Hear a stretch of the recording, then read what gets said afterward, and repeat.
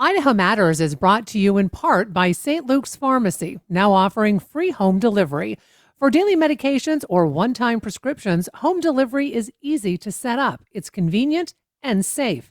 St. Luke's Pharmacy, now delivering to your doorstep. Information on how to get started at stlukesonline.org.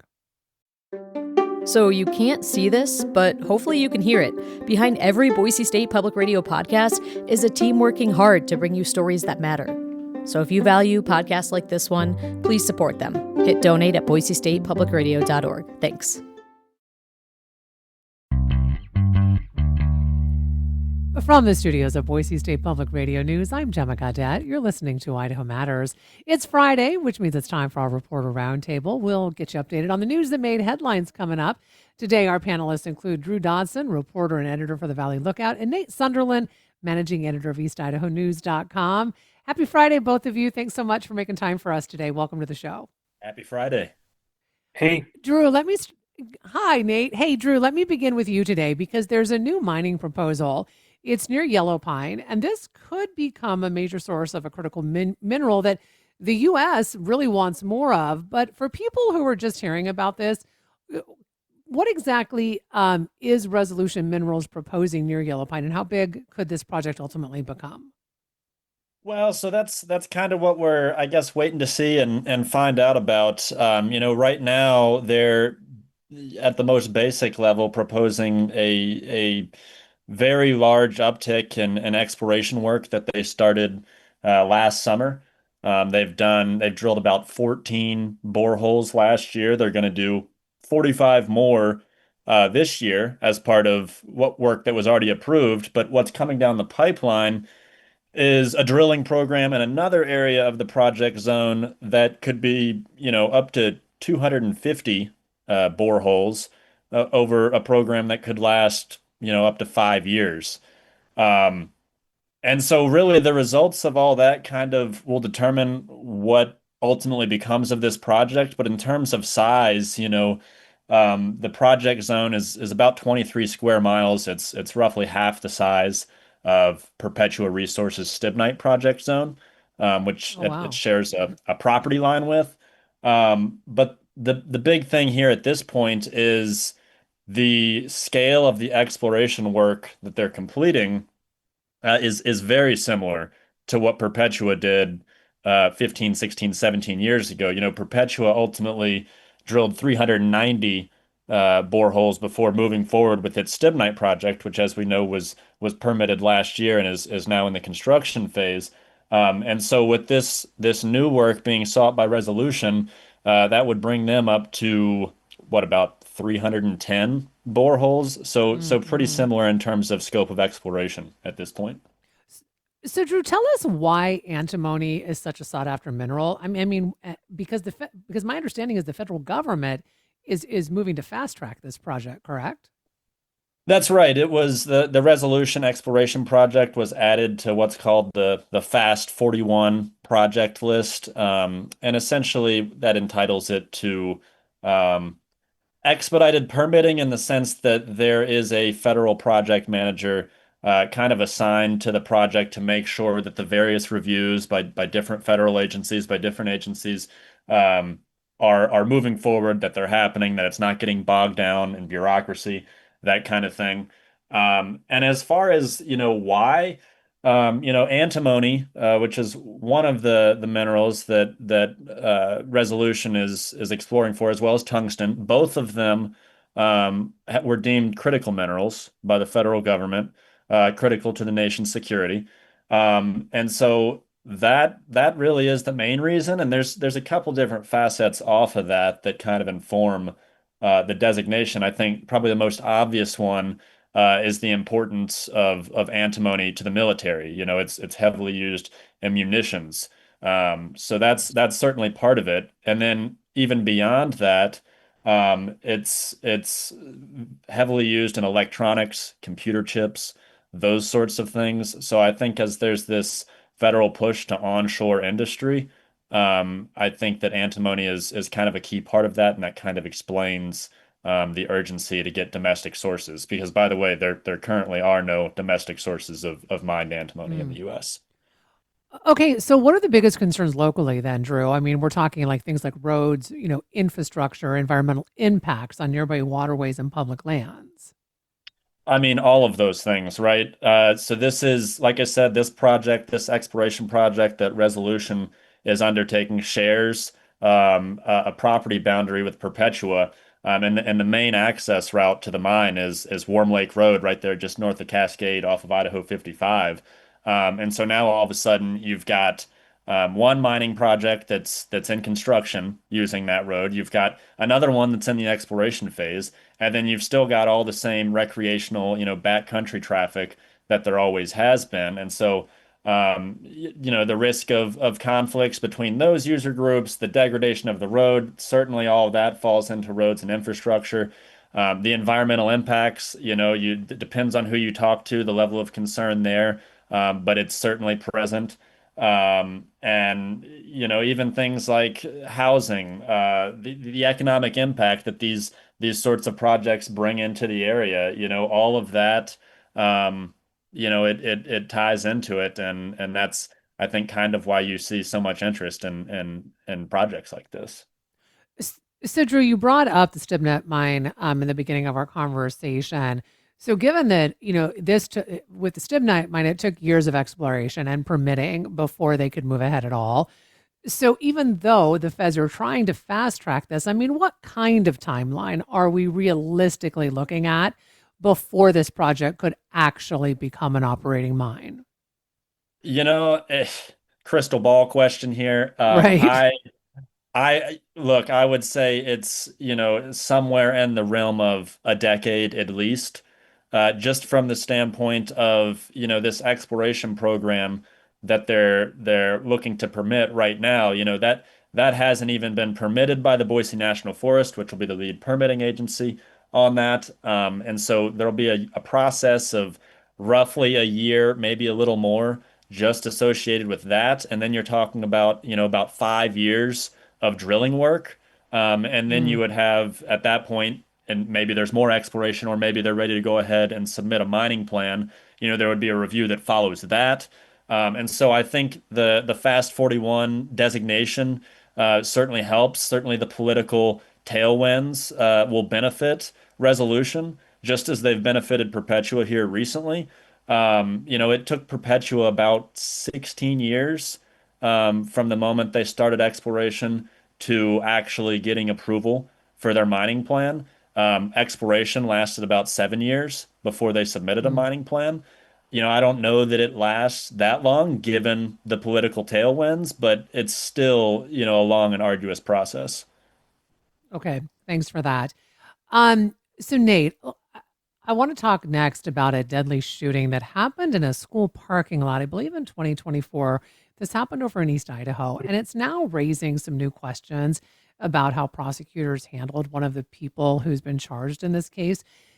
There might be people who are not familiar with this. So can you begin by recapping what happened at Compass Academy and tell us then who are the key people involved? Sure. This was back in February of 2024.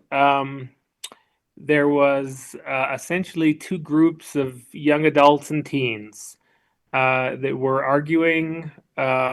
We don't exactly know what the argument was about, but it was heated. It spilled out of some homes, and they said they were all going to go meet at the Compass Academy parking lot and have a fight. It was a large group of kids. A number of people brought weapons.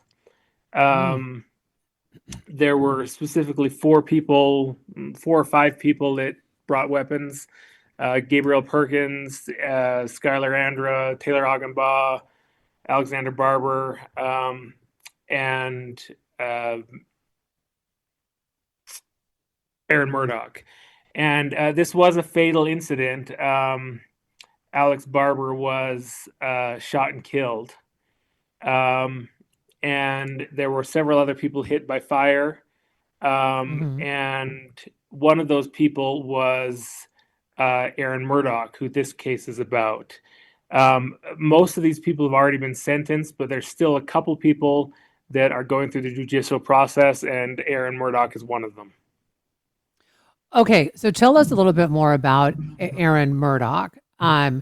Because what exactly is he accusing the prosecutor of doing, and why could that then matter legally? All right, so Aaron Murdoch was shot in the leg, and he was in the hospital. And apparently, what his defense attorney says happened is that the Bonneville County prosecutor, Randy Neal, uh, came to him before he'd been indicted for anything, before Aaron Murdoch was even aware that he was on the radar to be indicted for something. And the prosecutor just told him, you can't tell me a whole lot because I'm not your attorney. But he said apparently that essentially that he didn't think that the situation wasn't big enough to bring charges against Aaron Murdoch. He sort of Oh, implied okay. that Aaron Murdoch would get immunity from the charges if he spoke to prosecutors, if he spoke to police. At least that's what the defense is claiming.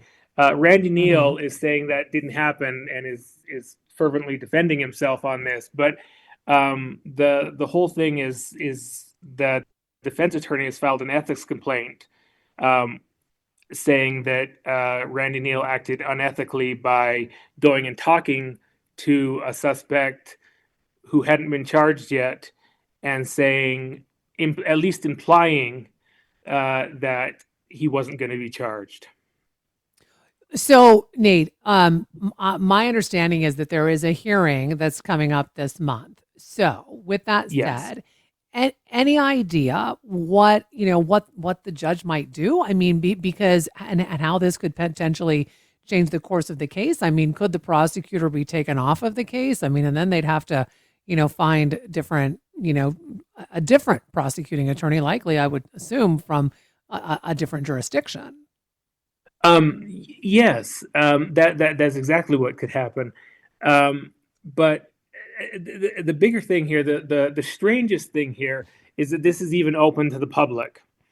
Um, Mm. I mean, this came out of all the evidence here came out of a grand jury hearing that was sealed until a new judge took over, and he unsealed a lot of this. And the funny thing is that he unsealed these documents, so we know about what happened here, and we know about these allegations, but no one can actually talk about it. The prosecutor can't talk about it. The defense attorney can't talk about it because they would be violating the rules of ethical conduct with the Idaho State Bar.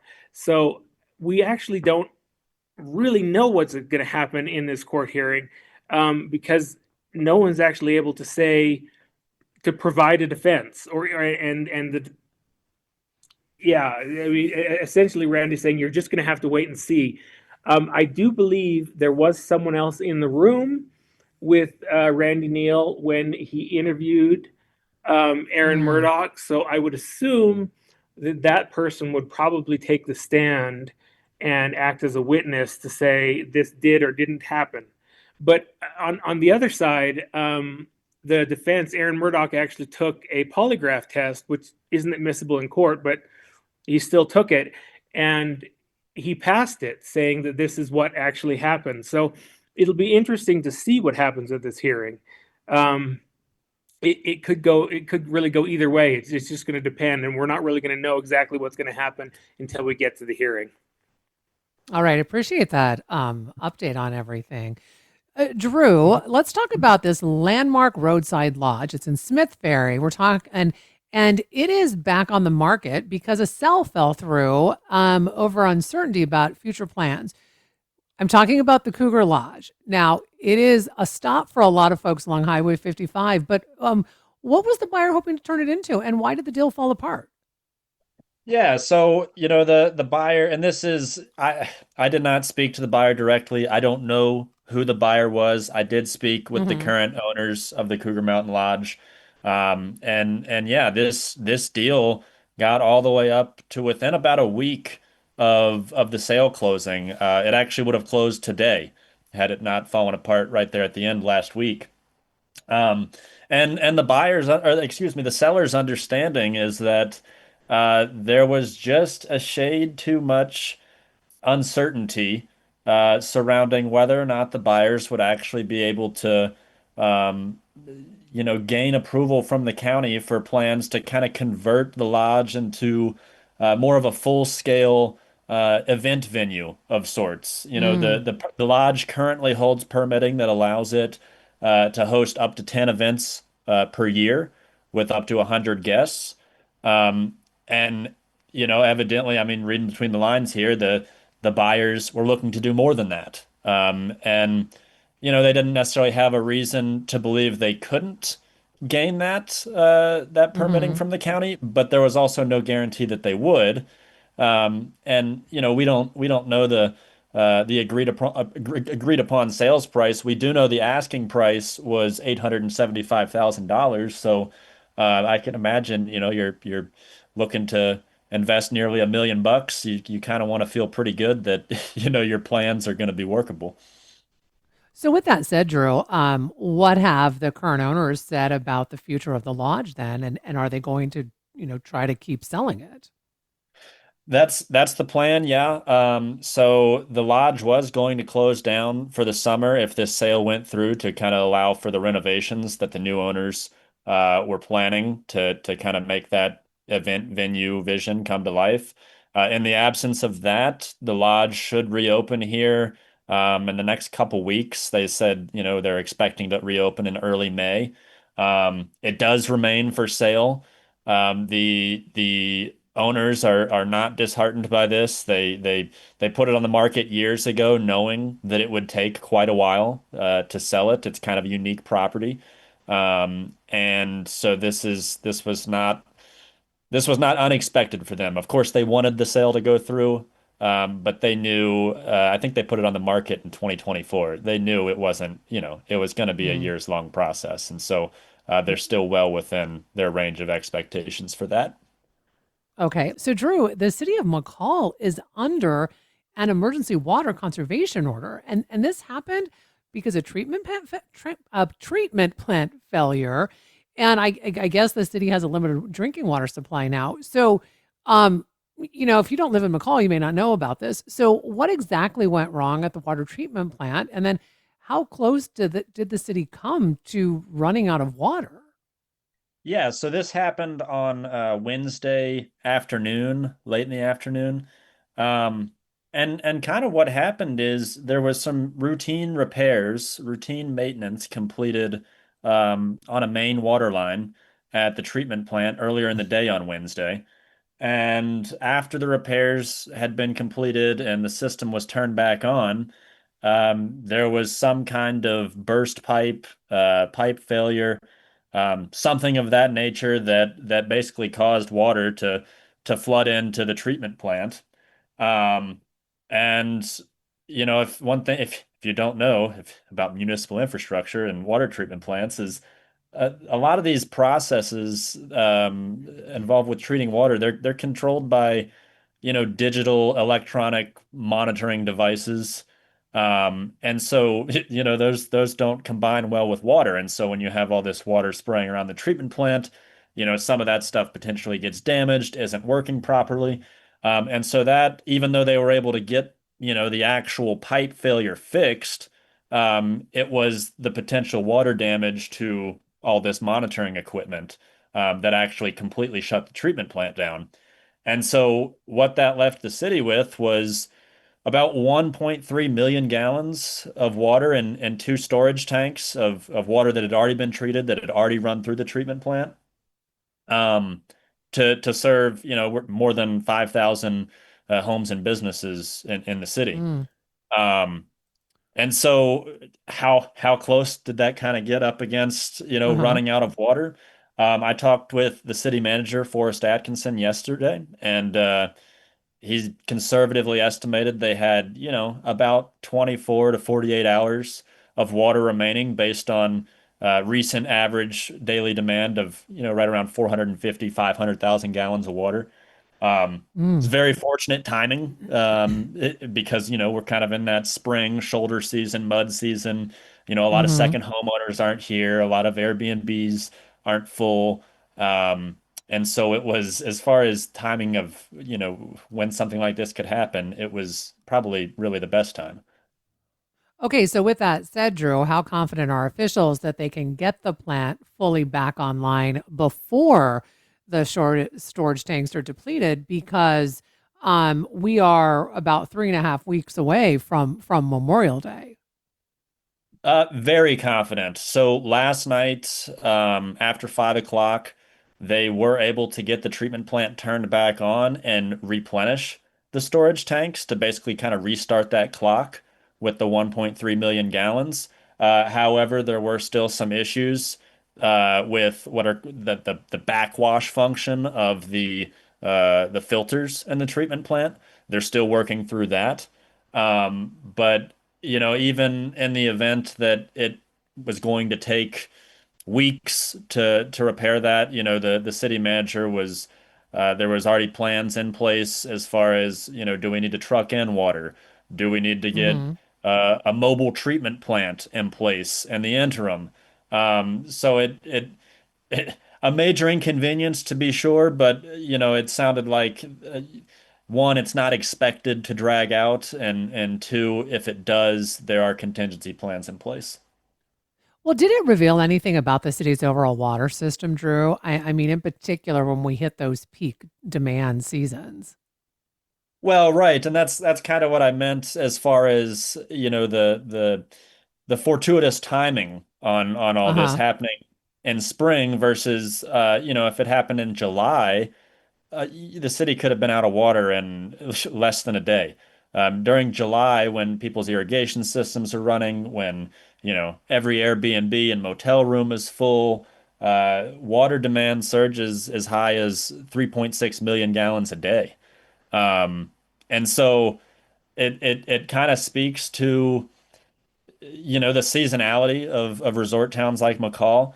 It also speaks a little bit to we have a large um, treatment plant expansion project kind of in Hmm. progress right now. And while this isn't directly related to that, part of that treatment plant expansion would include adding another 2 million gallon storage tank. And so if you did have a situation like this come up in the future, all of a sudden you've got 3.3 million gallons of treated water in storage instead of just the 1.3 million that we're working with today. So it kind of boost your resiliency a little bit in the event of events like this.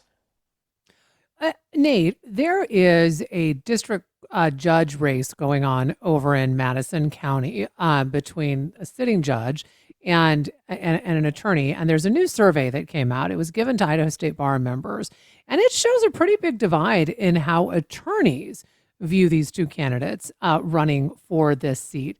So, for folks who haven't seen these surveys before, may not even know that they exist, talk to us about how this was conducted and then who actually is eligible to weigh in on these candidates. Okay. Well, these kind of races are actually pretty rare um, Hmm. in Idaho, especially in eastern Idaho.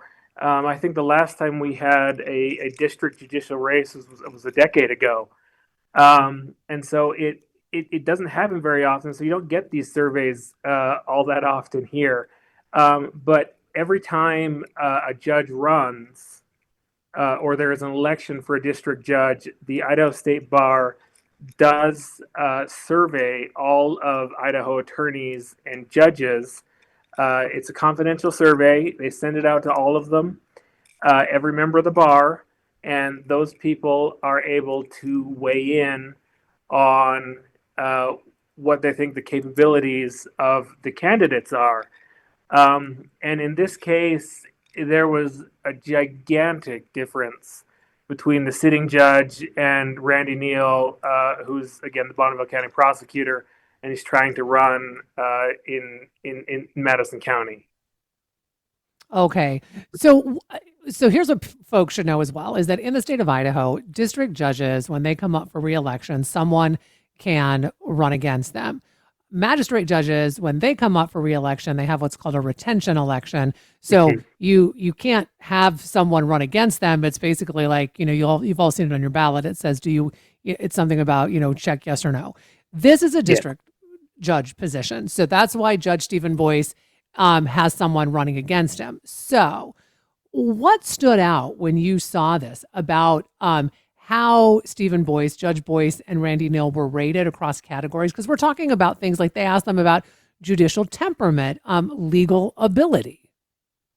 Yep. And integrity and independence, knowledge and understanding of the law, or some of the other categories.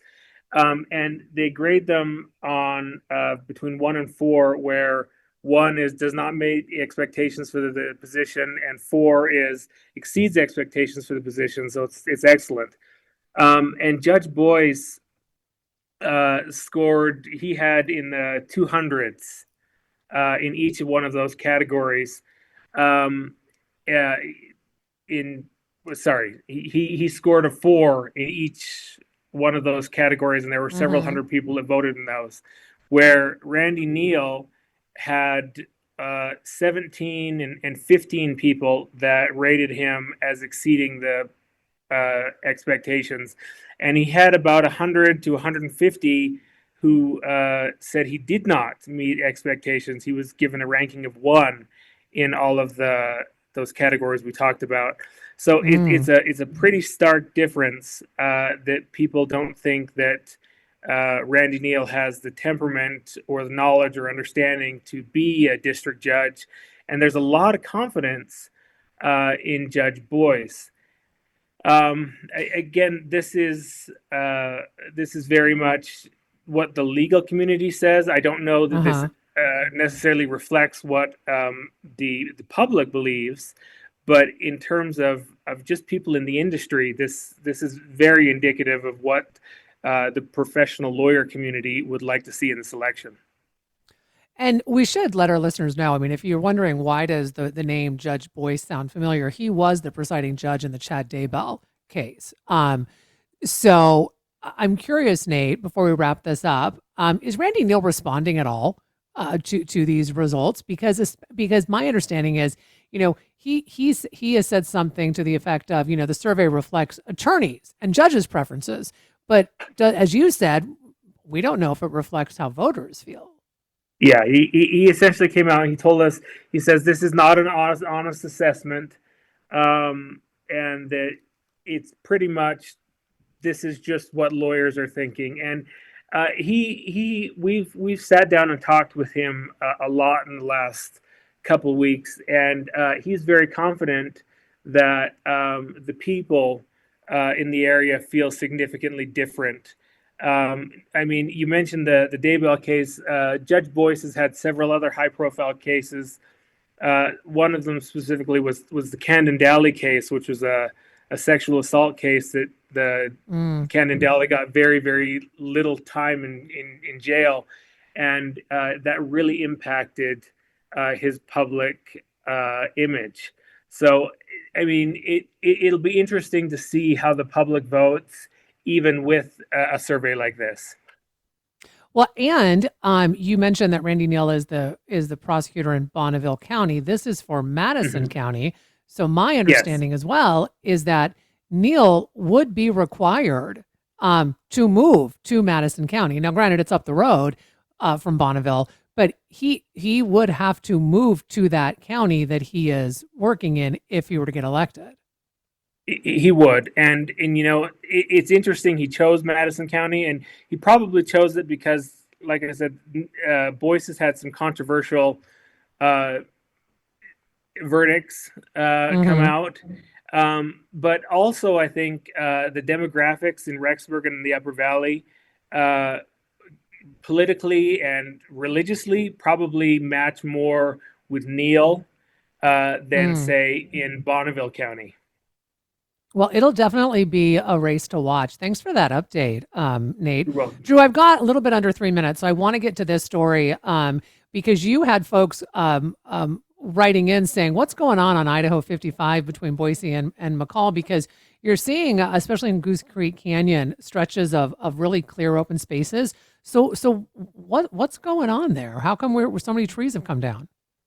Yeah, so we're talking about between McCall and New Meadows here, and really it's a project by the Idaho Transportation Department to kind of Um, I mean, I guess to simplify it, it's a safety related project. It's there's kind of multiple components within that, but they're widening out the right of way there. They're clearing back trees from the edge of the road, and basically trying to make it so that drivers can see wildlife a little bit easier, reduce the number of wildlife collisions in that stretch. I drive it very often. There's always deer and elk. I mean, almost without Mm. fail. Um, as well as improving, if a car leaves the roadway, decreasing the likelihood that it's going to hit a tree. And then even further, kind of reducing some of those shady areas that just really hold ice and can be slick in the winter. Mm. So it's all kind of Hmm. in the name of that, and it ultimately adds up to a little over 1,600 trees that they're taking out of that. It's about a 5 or 6 mile section there. Oh, wow. Okay. So, should that work be done soon, I guess? I mean, because, again, we mentioned, Memorial Day starting, you're going to see a lot more traffic on that road too. Yep, and that's why they started, it was probably 2, 3 weeks ago. They started, I drove the project zone on Wednesday, and it looked like they had advanced. They started on the New Meadows end, kind of at the bottom of the canyon, and as of Wednesday, it looked like they had made it about to Brundage, the turnoff for Goose Creek Road there. Um, so I kind of doubt they're wrapping up by this weekend. I imagine it'll stretch into early next week, but they're getting close for sure. All right. Well, I want to thank both of you so much for taking time today to talk with us. We have been talking with Drew Dodson, reporter and editor for the Valley Lookout, and Nate Sunderland, managing editor of EastIdahoNews.com. We will make sure to put links to their stories on our website so you can read everything in full at BoiseStatePublicRadio.org. Thanks so much for listening to this episode of Idaho Matters. And for quick news of the day, start your mornings with our podcast. It's called The Connector, Idaho Daily News. Just by listening, you're helping to support public radio right here in Idaho. And I want to say a big thank you for that. Every day on Up First, NPR's Golden Globe nominated morning news podcast, we bring you 3 essential stories. At the heart of each story are questions. What really happened? What really mattered? What happens next? At NPR, we stand for your right to be curious and to follow the facts. Follow Up First wherever you get your podcasts and start your day knowing what matters and why.